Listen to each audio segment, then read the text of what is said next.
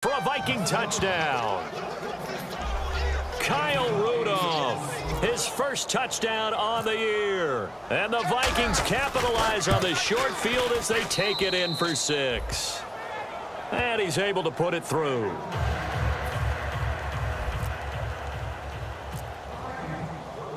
And so we have the touchdown. Now here's Blair Walsh to kick this one away. This will be taken to the back of the end zone. And no run back here. This will be a touchback, and it comes out to the 25-yard line. Now the Lions offense, they get ready to head back out there. Hey. 4 down. We're rolling. Waiting. And they begin the drive with Abdullah. Looking for a cutback lane, but nothing there as he's met at the line of scrimmage. Michael Griffin in on the tackle. All runners count on their eyes to find the gaps and creases, to find open space. There was absolutely none on that one. Totally swallowed up on that play. Now Stafford. And now here is another interception. Terrence Newman with a pick. Wow, evasive. Make a miss. So that's back-to-back drives where they've thrown an interception. Ordinarily, we look at the offense and say, what's going on with your scheme? Maybe we should look at the defense and just give them a whole lot of credit. They've got them frustrated right now. Bridgewater now. And right with it here over the middle. And down inside the 15, shy of the 10. It's a pickup of 16 there, and it'll lead to a new set of downs. They're going to hurry back to the line now. Now a play fake here on first down. That is caught. And he couldn't quite get there. Tackled down at the 1. And with that last play, he's now up over that 300-yard mark. And in today's NFL, it almost feels routine. And I hate that when you talk about a 300-yard passing game. To me, 300 yards still signifies excellence, and he's achieved that in this performance. Stephon Diggs, his intended receiver. And that'll make it 2nd and goal. So much of this game is about leverage. We always talk about low man wins in the trenches. Well, it's like that at just about every position. And sometimes, if you lose that leverage and he'll get in. Touchdown, Minnesota. Matt Asiata, his 4th touchdown on the year. And the Vikings capitalize on the short field as they take it in for 6. And the lead grows even larger here in the 3rd quarter.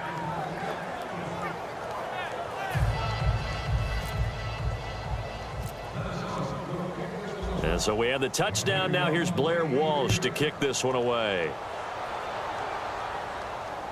This will be taken to the back of the end zone. And no run back here. This will be a touchback, and it comes out to the 25-yard line. And Detroit getting set to go now. 4 down. Check. 4 down. They start the drive with Abdullah. And he'll go down right at the 30-yard line. Give him 5 on the carry there, and it'll be 2nd down. And that's exactly what you want on a first down run. Pick up 5 yards, bring up 2nd and 5. The defensive line, though, they've got to figure out a way to out-leverage the guys up front because the offensive line is winning at the point of attack. A 2nd down run for Abdullah. They'll say no gain on the play there, and now it'll be 3rd down. They're trying to establish that running game, but they're really having trouble, aren't they? Yeah, when you're running against a really good 4-3 defense, that means you've got big guys inside who control things. Those big defensive tackles are making it very difficult. And my goodness, another interception. Picked off by Michael Griffin. And they have possession, and they have it at the 38-yard line. The Detroit defense, we get set to watch them go. And with this deficit, let's be honest, it's time for them to get a stop. And partners, you understand very well from our time together and visiting with coaches, defensive coordinators tend to be a little more emotional, a little more high-strung than others. They are. I have a feeling that speech came out about taking a stand and bowing up in this possession. Yeah, that's where this word pride comes out, right? In a big way. Bridgewater now on 2nd down. And complete, right side, the tight end Rudolph. Call it a 1-yard gain on the play, and that'll lead here to a 3rd down. So 3rd down, they need to get to the 28 for a first. Got to give credit where it's due. Really nice defense on that play. The pitch and catch was successful, but not any run after it. And he's able to find Diggs. It's a gain of 20 and picking up the first.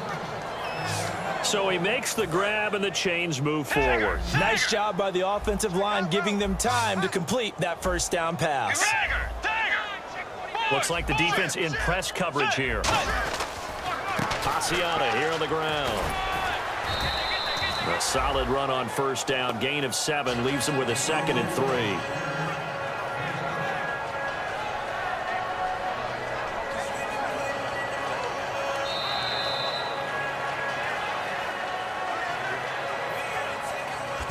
We're on to the 4th here on Thanksgiving Day.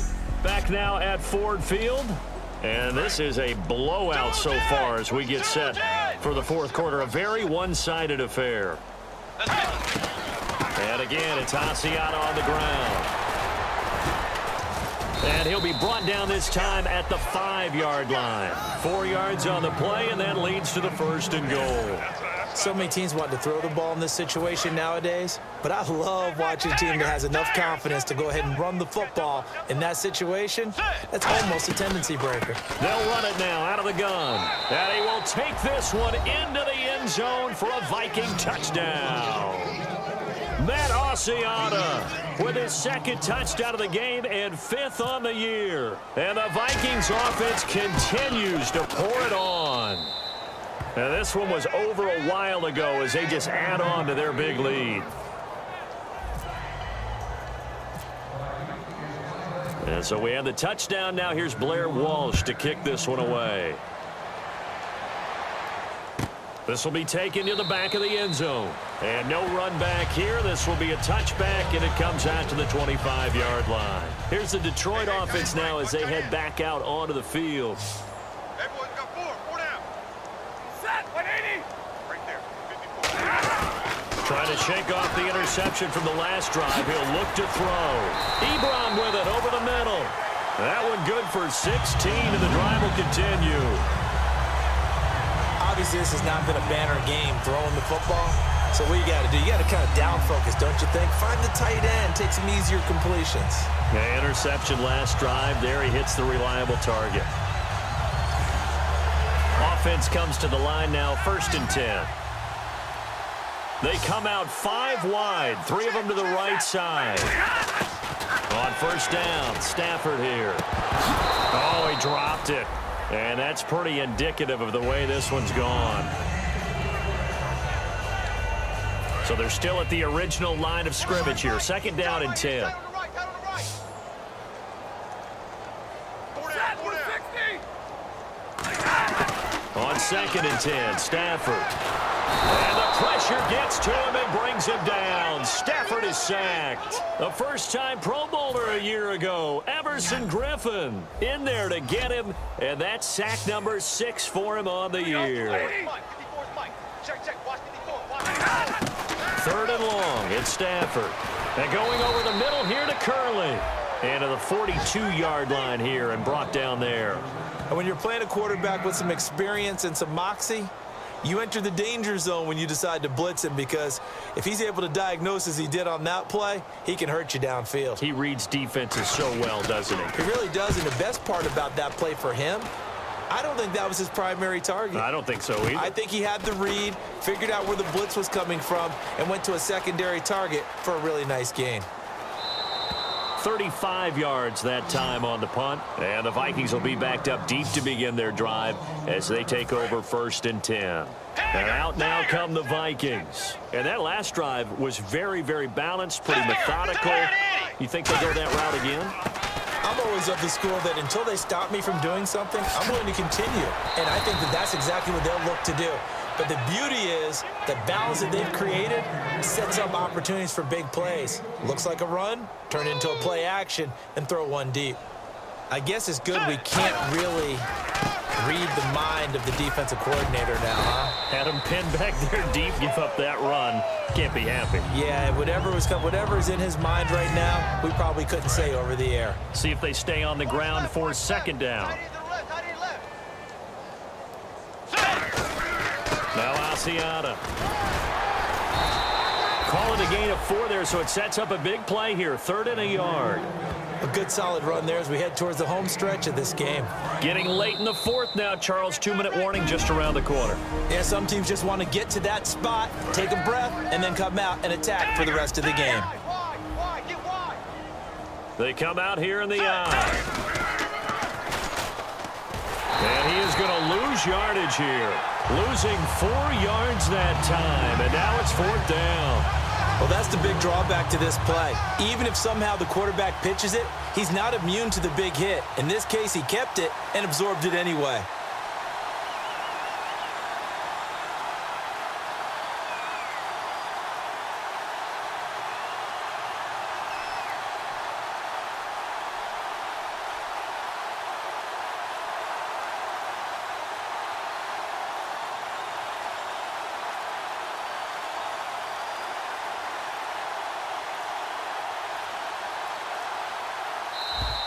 And now the punt team couldn't get ready in time, and this is going to be a delay. Delay of game, offense.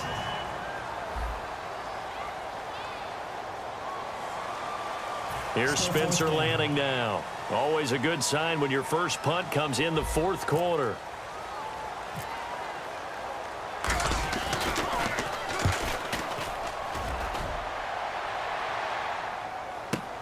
Now it's Tate. Nice job on the return there, 16 yards. And the Lions will take over. Our eyes shift now to the Vikings defense. They are looking to preserve this shutout, so for them, a lot on the line. A lot on the line, a lot of pride that goes into that. Because let's face it, when you've had that kind of a day, you do not want any type of a fluke play to end it. You're going to win the game. That's not the issue. But to have a clean ledger going into the locker room and sitting in film next week, oh, that's satisfying. Makes you feel good. Oh, that's the way to do it. They're looking to cradle that goose egg. 2nd and 10, Stafford again. Golden Tate, his intended receiver. And that's going to make it 3rd down and 10. And the offense looks to pick up the first here on 3rd after that incompletion. 4 down. Alert. Set. 180. Throwing on 3rd down, Stafford. And now here is another interception. It's the 2nd rounder, Mackenzie Alexander. And his crew will take over at their own 45-yard line. Now the Vikings offense gets set to take over here. They have the big cushion. Here in the final stages of this one, I don't know if there's any better feeling than being up big on the road. There really can't be, because for a team to go on the road and win in the NFL, that's huge to begin with. But just think about all the preparation that went into it. When they first started talking about this game, leading up to it during the week, going on the road, unfamiliar city, obviously, unfamiliar hotel. No one's going to be with you once you get to the stadium. They're all going to be against you. You name it, all those things they had to deal with, they were able to conquer them and do it convincingly. Yeah, they did it very convincingly, and now the final moments of this one. And on 3rd down, a nickel formation here defensively. And he's got Kyle Rudolph. And he's brought down after a good gain. A good pickup there, 26 yards. Okay, when the big guy runs a corner route, you're asking a lot no matter who's covering him. Doesn't matter whether it's a linebacker or a defensive back. Yeah. He usually has the advantage because of his body type. Way 90. Way 90. I can't believe they let you play. I can't believe they even let you play. Oh, a Thanksgiving Day win. Bring out the turkey, the stuffing, the mashed potatoes. It's time for them to feast. It really is. And just think of everyone waiting in the families of these teams to eat after a game like this. And for the winning team, all of it tastes so good. Turkey, stuffing, turducken, apple pie, pumpkin pie. Keep going. They're going to love every bit of it. So for the Vikings, they move back over 500 now at 6-5. And now they get the weekend off as they get a little extra time to prepare to face the Dallas Cowboys. Meanwhile, for Detroit, the problems just get worse and worse as they fall to 2-9 now on the year. And they'll try to turn things around next week as they have a matchup in New Orleans against the Saints. That'll do it for us. For Charles Davis and all our hardworking crew, I'm Brandon Gaudin. You've been watching the NFL on EA Sports.